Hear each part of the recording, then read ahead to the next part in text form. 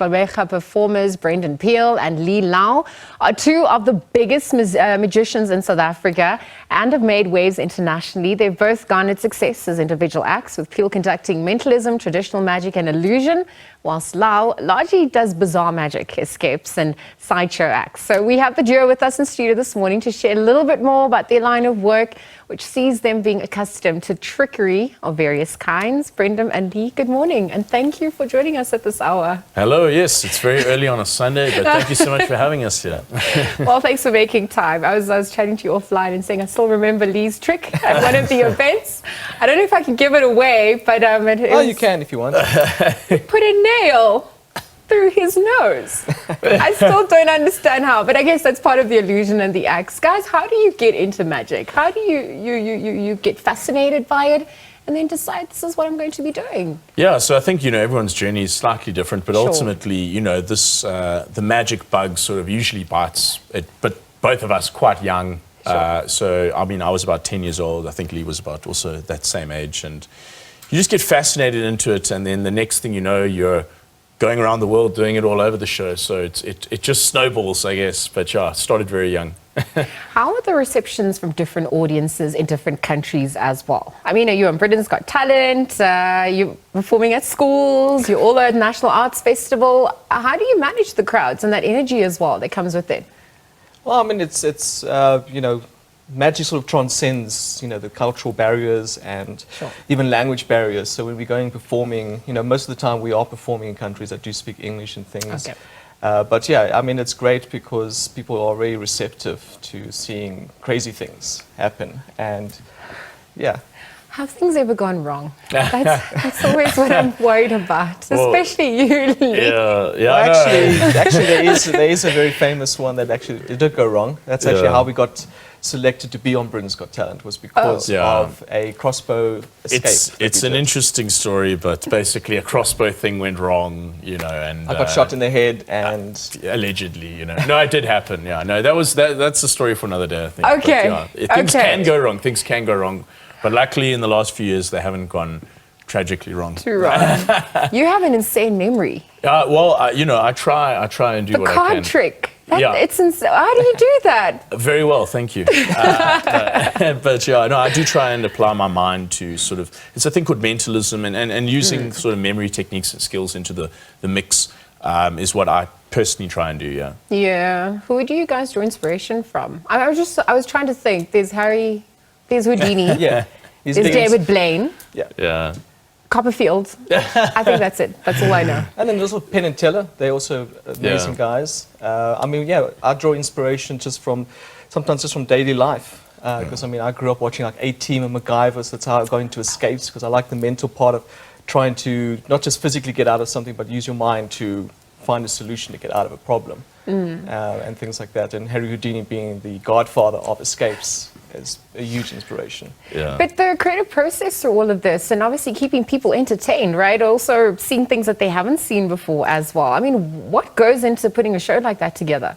Yeah, it's quite a lot, because ultimately we like to create things that most audiences maybe haven't seen exactly before. Because, we all, as magicians, we use different sort of items as or props as a vehicle to create magic. Like a lot of magicians would use a deck of cards or coins. We like to take those particular items that other magicians also use, but use them in ways that, no one else does it exactly the same way. It's very difficult to come up with it all the time because, life gets busy and then you need to figure out what are we going to be doing next? And we're always working on our next trick, Well, speaking of your next trick, have you got something up your sleeve this time around? Sims was asking for money. No, but actually, just speaking of cards, and you also mentioned the memory thing, we're going to try a few different things here. So I have here a pack of cards. Okay. I do just want also everyone to verify that, and you can obviously verify that these are all completely different, all right? All these cards, 100% different. You can trust me. I'm a magician. Okay. I'm just going to do a little bit of a warm-up because it's very early in the morning here, so I need to warm up my mind a little bit. Okay, sure. So if you'd be so kind as to just touch the top of one card, any card you like, just go ahead. You want that one there? Whichever one you want. This one. take it out. Don't even look at it. Just place it face down on the table. You could put your hand on top of it if you wish as well. Now, basically, there's usually 52 cards in a deck of cards, right? Yeah. Now, you have one card there, which means there's 51 cards here. So for me to figure out which one card is missing, I just have to go through these 51 cards here and tell you by like, process of elimination. Yeah. And that's exactly what we're going to do for the next hour. So, no, I'm kidding around. We have news to get to. It's like, we don't have time for that. No, I'm going to try and do it as fast as I can. All right, just by spreading out the cards like this and hopefully just going through all the cards as quickly as I can and telling you which card is missing from the pack. And hopefully, I might be wrong, but hopefully it is the 8 of clubs. So that's 8 clubs, yeah. Take a look, show everyone and show the camera. Hopefully that's the 8 of clubs. Oh my gosh, it is. That is the 8 of clubs. Oh, wow, in fact, you're I tell you warmed what, that will be your lucky card. Lee, have you got a mark over here? Now, we want, if you would be so kind to make this card unique by signing the face of the card. Just put your signature there. On the side? On the face, where the front is. My signature, Put your signature there, and just below your signature, please put all your banking details. No, I'm kidding around. That's funny. But we'll grab the marker from you there if you be so kind. Thank you, Brendon. And, that is now your card. You can even show it with a signature on it. It's the 8 of clubs. There's only one card like that in the entire world. Yeah, and I signed it. And you signed it. You could pop it back into the pack. And just obviously, now you remember your card. We obviously even saw the card, so we know the card. Now we'll just lose that card into the pack by shuffling it like so. So now inside the pack here somewhere is indeed your card. Now I'll hand over the pack with your card in it to Lee, who's going to try something crazy with it. Okay. Yeah, so usually magicians, they like to, find cards in amazing ways. Sometimes they would find cards by, say, tearing up cards. So, it's easy to maybe tear up a single card or 2 single cards. But I'm going to try an extreme. I'm actually going to find your cards by tearing the entire deck before you. Not many people in the world can actually do this. It is quite a feat of strength, an old strongman stunt. So we're going to see if we can. Wow. So it's indeed, hopefully, taking an entire deck of cards, and that's genuinely a whole entire deck of cards. Yes, I can confirm that. Oh my gosh. Using his hands and tearing.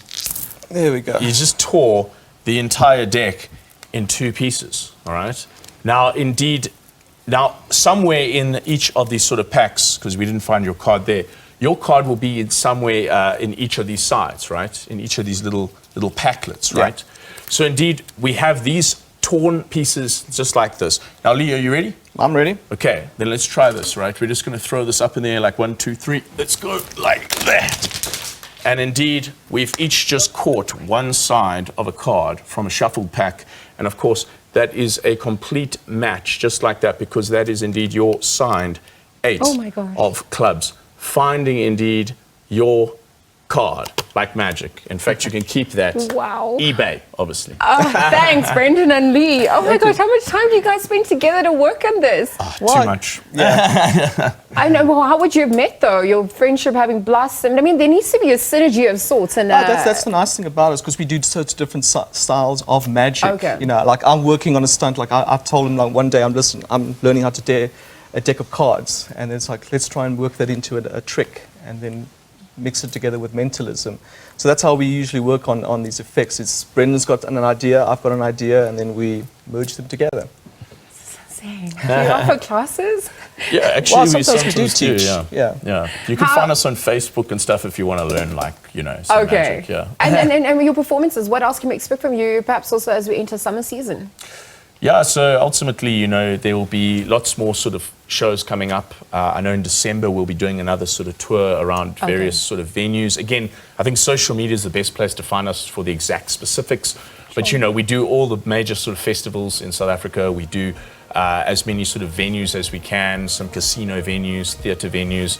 And we're always on the move. We're always, because this is our passion, this is what we love doing. So we're always on the road doing stuff like this. Thank you. You woke up bright and early to come and show us some magic. Thank you for being part of our spring celebrations as well. We're wishing you all the best of luck. There you have it. We just spoke to Gqeberha born entertainers Brendon Peel and Lee Lau, doing what hundreds of magicians and I think humans alike could only dream of. Thank you to them for joining us bright and early at this hour.